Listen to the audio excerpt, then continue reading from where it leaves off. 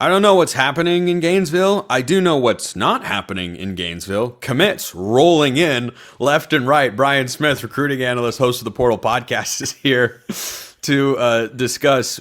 Billy Napier, over the last several years, Brian, has underachieved on the field, and many of us, me, and there were others, thought he would have or should have been fired after the Texas A&M embarrassment on their home field, which came 2 weeks after the embarrassment against, pretty sure it was a home game, but Miami came in, blew him out. I thought he'd be gone by now. I did. I still think his seat can be really, really hot. He could also have a good team. But one of the saving graces, I think, over the last couple of years, as the results on the field have been nowhere near what Florida football should be, is you look at his recruiting classes, top 5, top 10 classes. Boy, I tell you that's got some potential, right? That can be a saving grace for a head coach who's struggling on the field. What's going on with Florida? Is it just too early in the cycle? Because we're almost to June, and there are 2 players committed to the University of Florida in the 2026 class. 2. USC has 27. I think it's a couple of things. Number one, Billy's on the hottest of hot seats. Let's just get that out of the way. Fair enough. But number 2, that staff's not doing a very good job. And that's what you're basically alluding to and setting me up for. So thank you for that. But it's Florida. Okay. I run the Locked On Seminoles podcast, and I say on that show constantly that Florida is a top 5 job in college football. Easily. A dead rat could recruit to the University of Florida. It's a nice town. It's right off I-75. The swamp, the stadium itself is dope. The fans are great. The environment's awesome. Like, it's all there. You're the only school in the state of Florida which sends more players to the NFL than any other state that's in the SEC. Beyond that, and the fact that it's a top 20 public university by any measurement, they don't have anything going for them, Spencer. So anyway, now that I've done piling on, they've got a good official visit list, but from what I've heard, some of the boosters might be a little leery of bailing Billy out like they did last year. Like the money they were going to buy him out with, they decided to spend on NIL last year. That's why that class finished like it did. They're not doing that right now. And it shows. They've got 2 kids committed, one of which is from a family that are a bunch of lifelong Gator fans. So do I think this is going to end well? No, but this is the slow roll class because the only chance they have is to get to the season and win more than I think they will because their schedule, again, is ridiculous. But yeah, they do that, they'll flip some kids. But I think their fans are going to be moaning and groaning, rightfully so, because they've got a really good visit list all the way through June, and they're not going to get near the commitments they should because kids don't believe Billy's going to be there.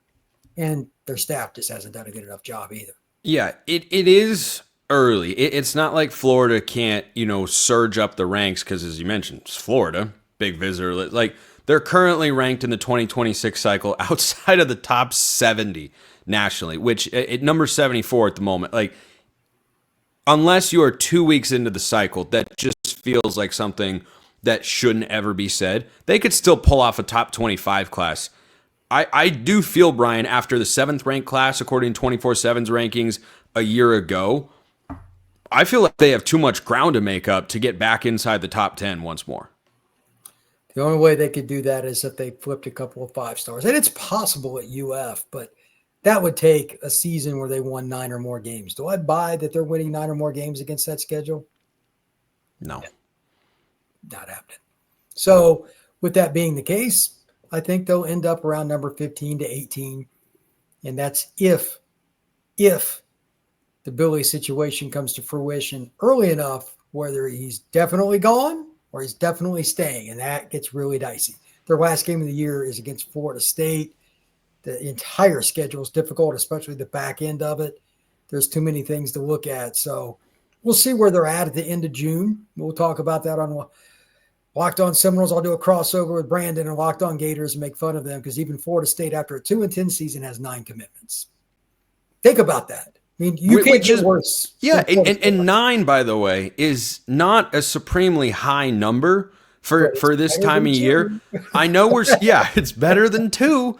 Like, I can already see the comments that'll roll through. It's May, come back in July. Like, there has been no foundation. The floor on this recruiting class for the Gators is so low. The ceiling, I really feel with where everybody else is at, I don't see him cracking the top 10. I think cracking the top 15 would be a minor miracle at this point. Do I think they finish outside the top 50? No. I think maybe their floor is top 40 at least, but that feels like a situation, Brian, where it can be used as another reason by the boosters to oust him from his job. That's the way it comes off to me. It's just one more thing that can be piled on to say, yeah, we're not doing the Billy Napier experiment anymore. I 100% agree. I don't know what Billy's buyout is. I haven't looked it up in a long time, but I think they're at that point where they're just like, we're going to have to eat this. And again, their schedule is not friendly. You're going to find out real quick. But if they have any game like they did last year, then this one was at the Swamp, where Miami came in there and just kicked their tail early in the season.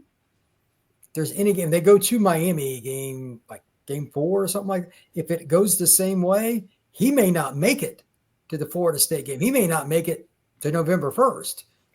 Florida is one of those schools where they've got a little quicker hook because the fan base will just flat stop. Like they got a really small section of people that spend a lot of money, kind of like at Oregon, kind of like at Texas, etc. And if they say no, it's a problem because all the donations come from that group, the Bull Gators, as they call them, that group. And if they say no, it's problematic. So I think a lot of it's going to be on recruiting because, again, they bailed him out with a ton of NIL money at the end of last year, or else they wouldn't have had a top 20 class. So we'll see what happens. But right now, I'm still puzzled. It's Florida. I mean, yeah, I could be wrong. It'd be a great comeback. You know, if they could go 8-4 and have a top 10 class somehow, that'd be shocking to me. But I think they got to get to 9 to, like go to a decent bowl or be on the verge of the playoff to make it. I just don't think it's going to happen. Yeah, and I mean DJ Lagway is really good.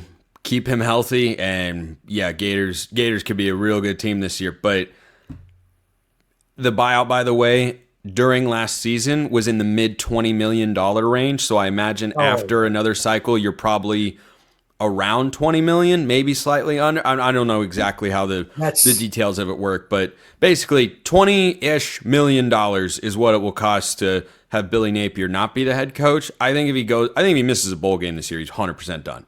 Like no ifs, ands, or buts about it. He's got to be fired. Has to be. I wonder if he'd keep his gig at 7-5. That's the number they probably don't want. I think. Well, I mean, that's what he did last year in the regular season. Then they won their bowl game. I think they would keep him. That's where I lean because it is still a good amount of money. The schedule is really hard. Because then the schedule will cycle out, and they should get a more favorable, a favorable lineup of teams. Before we wrap today's show, Brian, you're a Notre Dame guy. Thoughts on not playing USC anymore? It would be bad for college football. I grew up on that rivalry in Indiana. I grew up on that rivalry in the sense of this is cool because there isn't anything else like it. There is no other two schools that have done it for 100 years. They've only played, or 2 times they didn't play, it was like during World War II and COVID. That is some serious dedication, man. And I'm just going to say it. USC is a bunch of chicken, you know what, for this. The administration is the problem. I know some of their former players, a lot of their fans. I did a show with Mark Colkin, Locked on USC, and he is livid. Yeah, he's hot and bothered. And to be honest, he brought up a great point. If you don't put Notre Dame, it's every other year you play at home. If you don't put Notre Dame on the home schedule, what do you think their ticket sales are going to be in the years that they would have had? Not as good. Yeah, because who are you going to replace that game with? You're not. You gonna do an old Pac-12 matchup with Oregon State or Washington State? Okay, fine. It's not Notre Dame. Yeah, it's not the same. And I guarantee you, several boosters who love to go to Chicago and then go into South Bend, those guys, their donations are going to go bye-bye. So it's dumb. And they're hoping for the guaranteed 4 picks for the Big Ten. Right now, you need to worry about winning more than 7 games. Yeah.